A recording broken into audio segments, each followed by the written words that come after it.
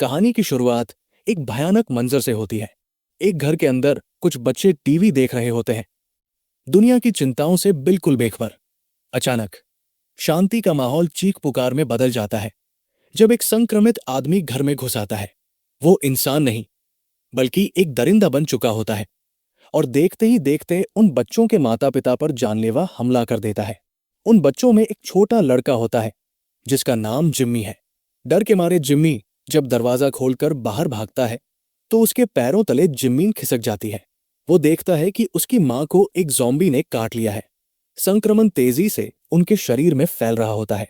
अपनी आखिरी सांसों में और बची हुई इंसानियत के साथ उसकी मां चिल्लाती है और जिम्मी से कहती है कि वो अपनी जान बचाकर वहां से भाग जाए।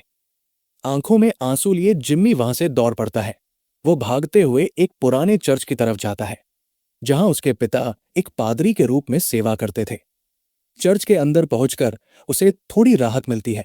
उसके पिता उसे गले लगाते हैं और सांत्वना देते हुए कहते हैं कि घबराने की कोई बात नहीं है, वो सब संभालेंगे। सुरक्षा के लिए और ईश्वर का आशीर्वाद समझकर वो जिम्मी को एक क्रॉस देते हैं और उसे छुपने के लिए कहते हैं, लेकिन दुर्भाग्य उनका पीछा नहीं छोड़ता। तभी वहां ज़ॉम्बीज का एक बड़ा झुंड आ धमकता है। स्थिति को हाथ से निकलता देख जिम्मी के पिता उसे तुरंत वहां से भाग जाने का आदेश देते हैं। जिम्मी भारी मन से पीछे के रास्ते से निकल जाता है, लेकिन उसके पीछे उसके पिता की दर्दनाक चीखें गूंजती हैं, जिन्हें ज़ॉम्बीज ने अपना शिकार बना लिया था। जिम्मी अब इस दुनिया में अकेला था और उसका भविष्य अनिश्चित था। उस भयानक घटना को अब 28 साल बीत चुके हैं।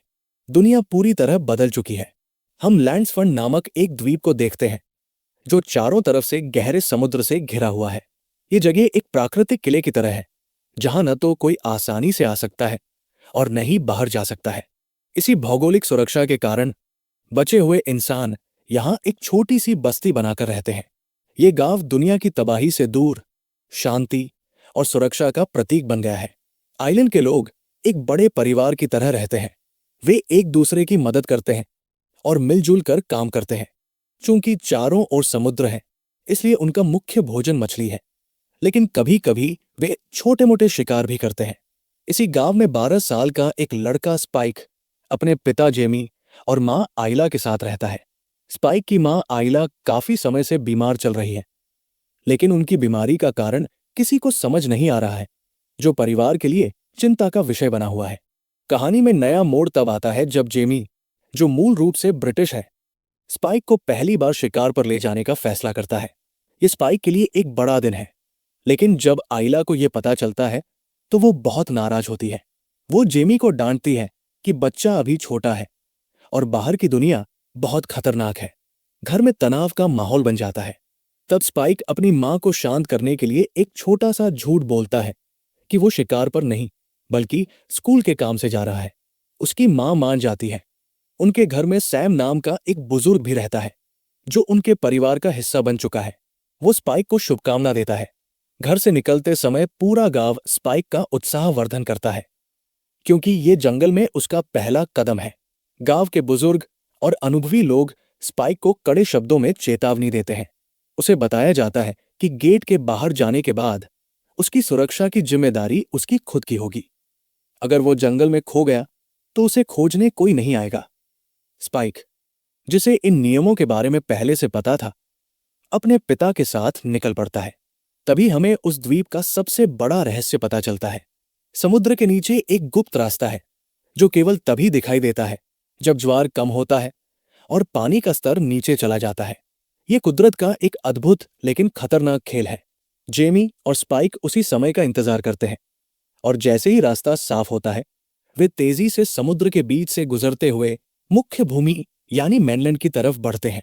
स्पाइक पहली बार इतनी विशाल दुनिया को देखकर हैरान भी होता है और थोड़ा डरा हुआ भी। जंगल में प्रवेश करते ही माहौल बदल जाता है। हर तरफ सन्नाटा और मौत का साया है। जेमी उसे समझाता है कि यहाँ के गांवों से दूर रहना ही बेहतर है। तभी उन्हें एक ज़ॉम्बी दिखाई देता है जो चल नहीं सकता, केवल जमीन पर रेंग रहा होता है। जेमी बताता है कि ऐसे ज़ॉम्बी ज्यादा खतरनाक नहीं होते क्योंकि ये भाग नहीं सकते। इनकी चमड़ी मोटी होती है, इसलिए इन्हें मारने के लिए गले पर वार करना जरूरी होता है। जेमी स्पाइक को उसका पहला शिकार करने के लिए प्रोत्साहित करता है। स्पाइक डरते हुए अपना तीरकमान निकालता है और सटीक निशाना लगाकर ज़ॉम्बी के गले में तीर मार देता है। ज़ॉम्बी वही ढेर हो जाता है। इसके बाद जेमी बाकी ज़ॉम्बीज़ को खत्म कर देता है। स्पाइक के लिए ये एक बड़ी उपलब्धि थी। उसका आत्मविश्वास अब बढ़ गया था। जंगल में आगे बढ़ते हुए उन्हें एक अजीब दृश्य दिखाई देता है। बहुत सारे जानवर डरकर एक ही दिशा में भाग रहे होते हैं, जैसे कोई बड़ी मुसीबत आ रही हो। यह खतरे का पहला संकेत था। चलते चलते वे एक पुराने और वीरान घर तक पहुंचते हैं। उन्हें उम्मीद थी कि वहां कुछ काम का सामान मिलेगा, लेकिन घर अंदर से खाली था। तभी एक कमरे से अजीब सी आवाजें आने लगती है। जब वे सतर्क होकर उस कमरे में झांकते हैं तो रोंगटे खड़े कर देने वाला नजारा दिखता है। एक आदमी छत से उल्टा लटका हुआ है और कौवे उसे नोच रहे हैं। हैरानी की बात यह थी कि वो आदमी अभी भी जिंदा था, लेकिन वो संक्रमित होकर ज़ॉम्बी बन चुका था। जेमी स्पाइक से उसे दया मृत्यु देने के लिए कहता है। स्पाइक पहले हिचकिचाता है, उसके हाथ कांपते हैं, लेकिन पिता के जोर देने पर वो हिम्मत जुटाता है और तीर मारकर उस आदमी को मुक्त कर देता है। वे वहां से आगे बढ़ते हैं और जंगल में उन्हें कई लाशें मिलती हैं जो बहुत ही बुरी हालत में थी। जेमी, जो एक अनुभवी शिकारी है, समझ जाता है कि ये किसी साधारण ज़ॉम्बी का काम नहीं है। ये रेज वायरस का कहर है।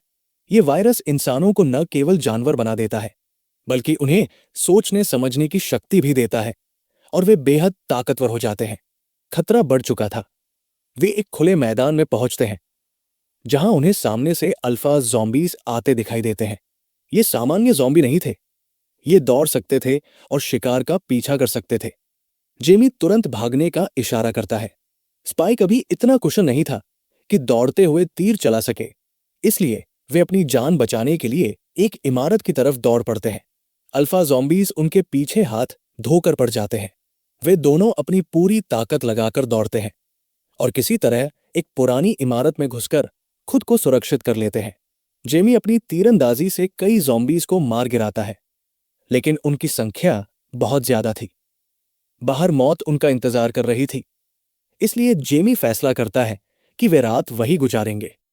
रात के अंधेरे में स्पाइक खिड़की से बाहर देखता है तो उसे दूर कहीं आग जलती हुई दिखाई देती है। वो अपने पिता से पूछता है, लेकिन जेमी भी उस रहस्यमयी रोशनी से अनजान था, क्योंकि वो उस इलाके में कभी नहीं गया था। वे सोने की कोशिश करते हैं, लेकिन मुसीबत अभी टली नहीं थी। बाहर जानवरों की भगदड़ से वो पुरानी और कमजोर इमारत हिलने लगती है। छतें और दीवारें गिरने लगती है।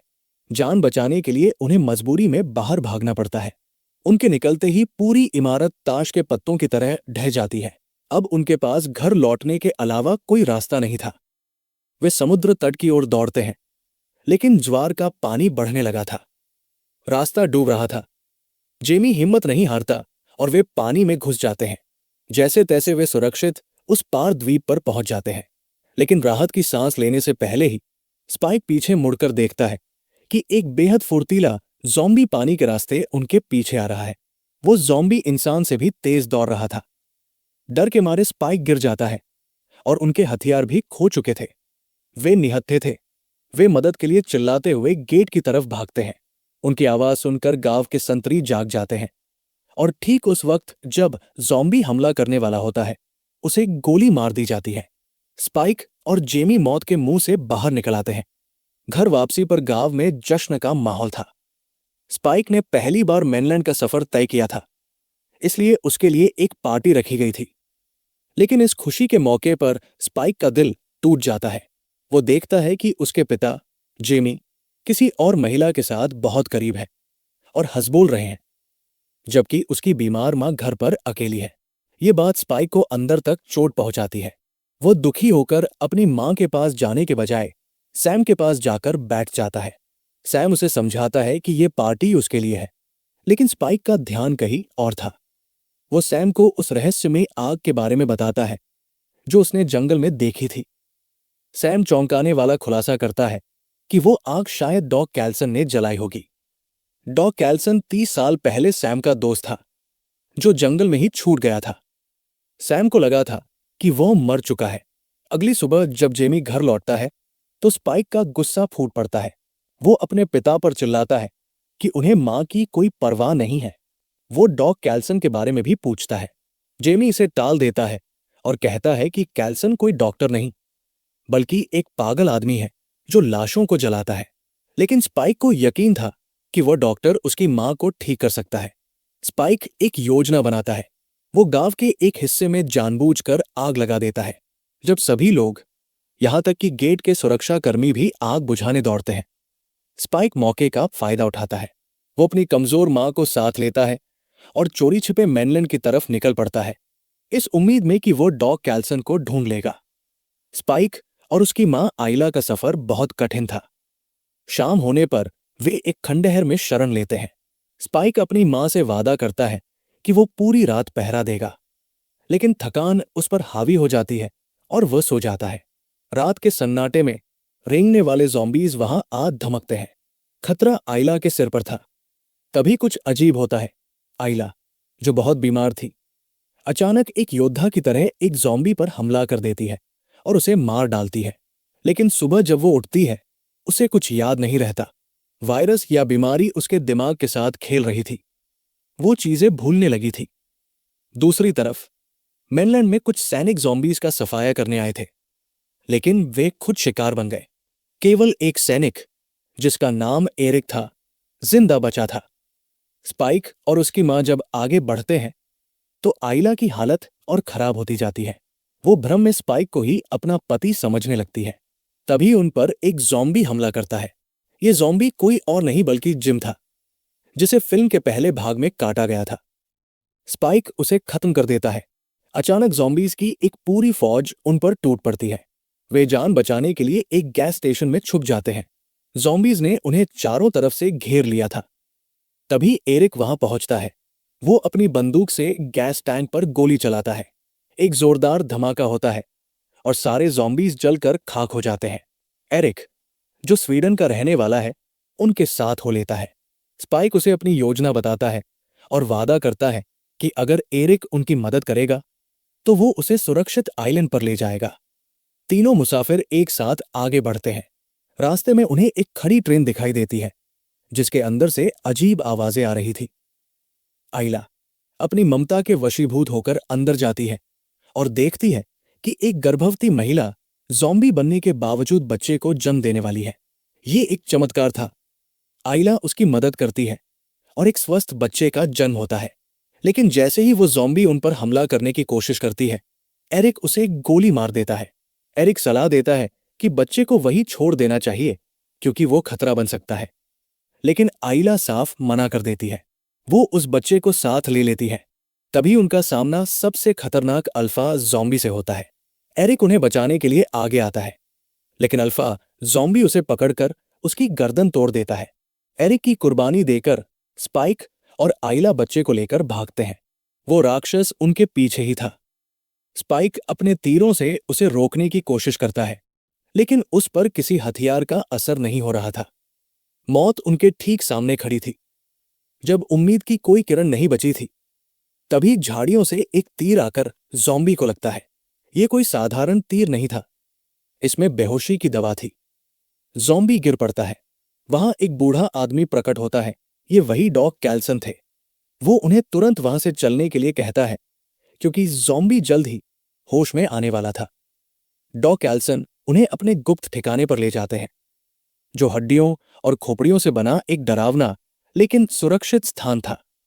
डॉग कैल्सन का ठिकाना किसी कसाई खाने जैसा लगता था, जहां हर तरफ हड्डियां बिखरी थी। स्पाइक तुरंत मुद्दे पर आता है और डॉक्टर से अपनी मां का इलाज करने की विनती करता है।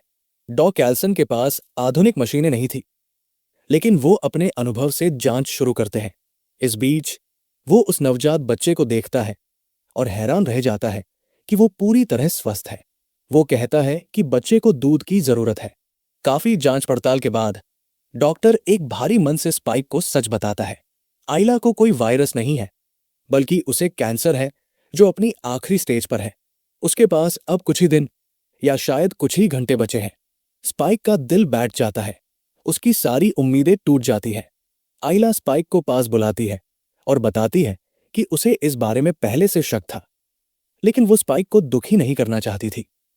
डॉक्टर स्पाइक को जीवन और मृत्यु का चक्र समझाता है। आइला स्पाइक को गले लगाती है और कहती है कि उसका प्यार हमेशा उसके साथ रहेगा। फिर एक बहुत ही कठिन पल आता है।